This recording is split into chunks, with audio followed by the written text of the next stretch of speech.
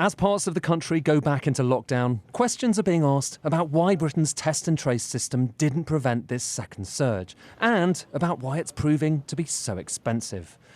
Sky News can now reveal just how much the government is paying some of the private sector consultants it's engaged to help it.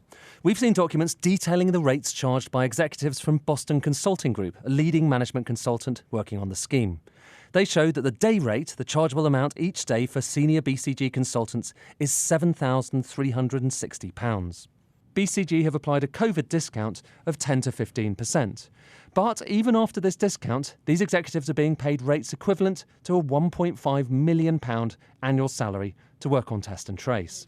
For those who have attempted to investigate the link between government and private sector consultants, it's deeply worrying. I really am shocked. I mean, we've known that we've had an issue with a lot of expenditure on management consultants, but I didn't think that we'd be spending that much with such suboptimal results. A Department of Health and Social Care spokesperson said, to build the largest diagnostic network in British history, it requires us to work with both public and private sector partners with the specialist skills and experience we need. Every pound is spent contributing towards our efforts to keep people safe as we ramp up testing capacity. It's hard to think of another part of the government's COVID strategy that is as crucial and controversial as test and trace. And these documents we've uncovered underline that controversy. For not only do they show the scale of the rewards given out to private sector consultants, they also show that far from scaling it down, they're planned to be scaled up, with hundreds more consultants taken on over the course of the next few weeks to work on the government's new moonshot testing programme.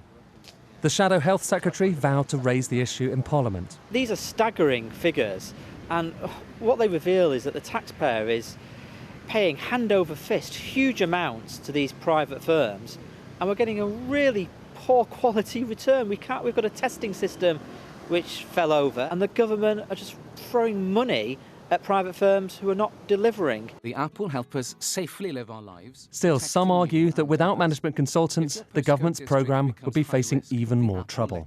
This has been a mammoth challenge for government. You know, if you look at within 3 weeks, they were able to set up the booking system for test and trace. So having to respond at speed and at pace and has required the government to bring in private sector expertise. The selling point of Britain's testing system, budgeted to cost £12 billion, was that it would help prevent a second and third wave of the virus. With that ambition not having been met, many will wonder now whether that money, much of it going to the private sector, is money well spent. Ed Conway, Sky News.